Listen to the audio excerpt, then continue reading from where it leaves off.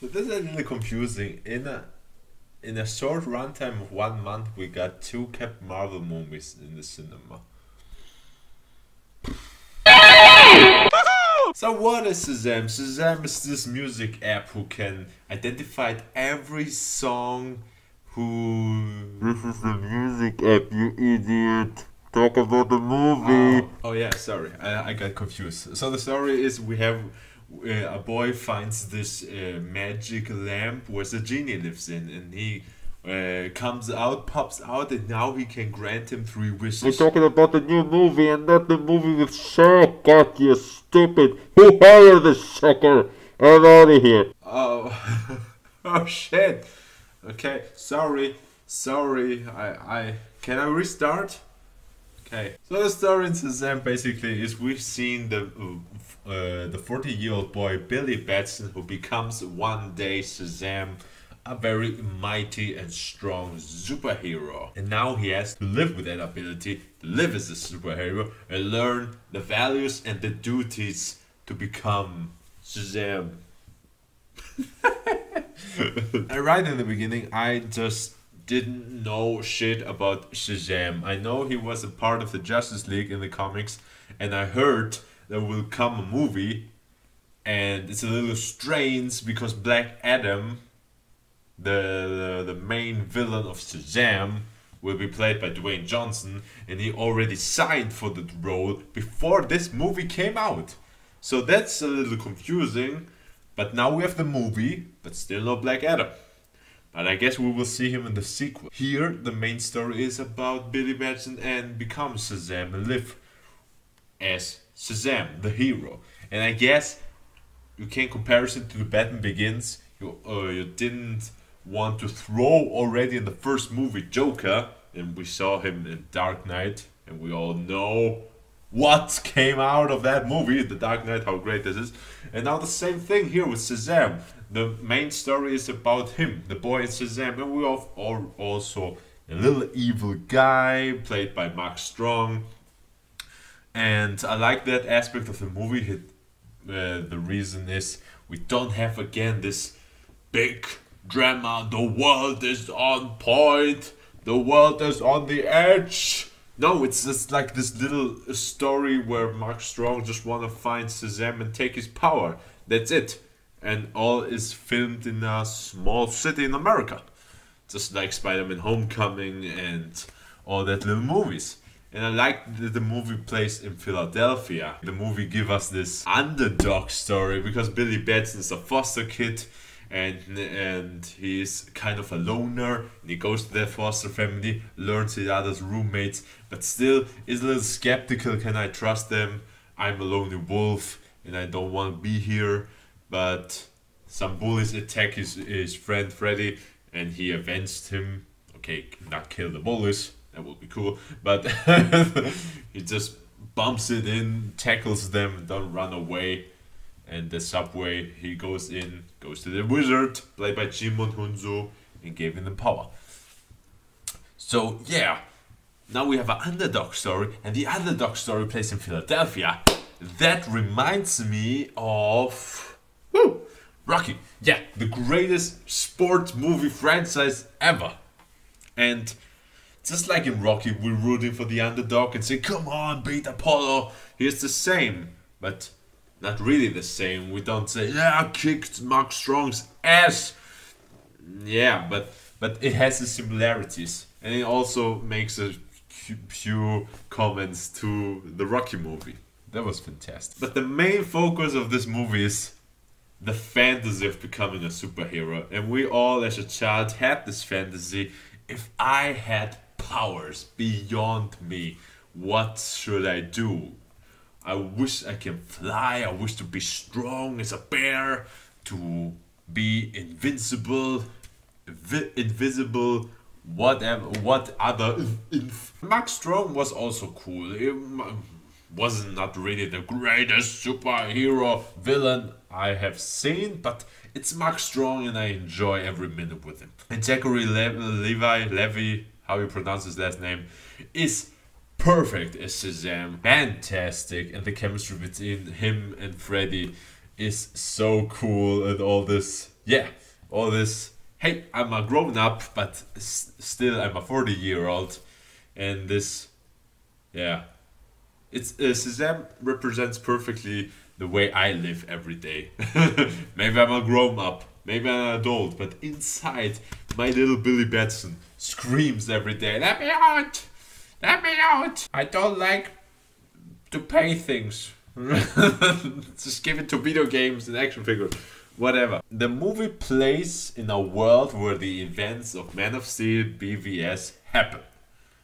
But that DCU universe just closed. The shoot guys from Warner Brothers said, we cancel that, we make a new start. But Shazam still works in that world. So the past happen.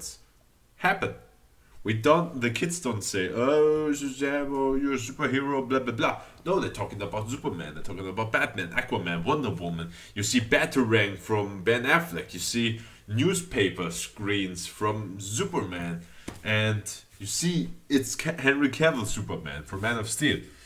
So, can I make here wishful thinking? Please. I know this movie will be successful. I know because I like it and I say it. And we see Wonder Woman was successful and sexyful. And Aquaman make a ton of money, and with new bosses in Warner Bros. Now we have some new production guys, and they tell us, take this road, make movies from DC that way. And in October we will see Joker, but Joker has another whole lot of mood, and I love the trailer. And this is the way, just like DC's coming back, rising from the ashes. As I told you before, just believe in DC. And still, as a fan for back to the days of Justice League and Suicide Squad, still wailing the flag of DC. And I say always, believe. And now we're here. Now we're here because the best decision DC made was that stop comparison with Marvel.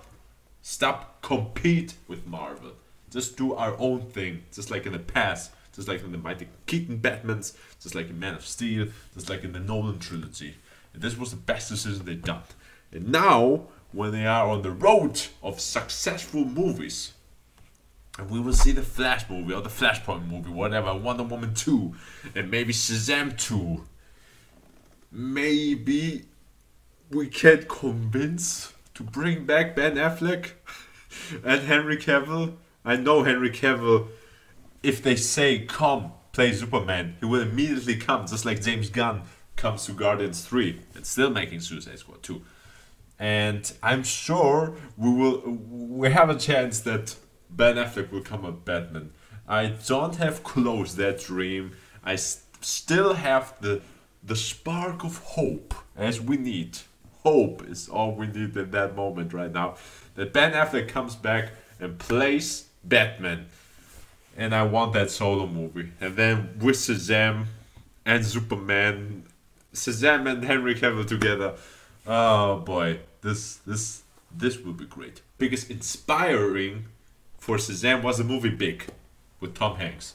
And as in the movie Big, the young guy, the kid waking up and is find himself in an adult body. We have the same here. The Billy Batson, when he screams Shazam, becomes that adult body, but in the head he's still a kid. And I love how they're reminiscing one scene from Big in that movie that was kind of cool and nostalgic and beautiful. So in the end, Shazam is a blast. It's so funny, it's so heartwarming, and Zachary Levi kick it out. It's a great performance, making fun of all the superhero tropes, how they work, what should they do. And if you love 80s movies, and the movie plays in Christmas, so I already have a favorite Christmas movie in my list. And you are a fan of Big, Goonies, these 80s kids movie adventure where you're seeing kids, feel like a kid, and remind yourself of your childhood and always think about that. What have I done if I had superhero powers? So for me, the biggest surprise of this year, Shazam is great.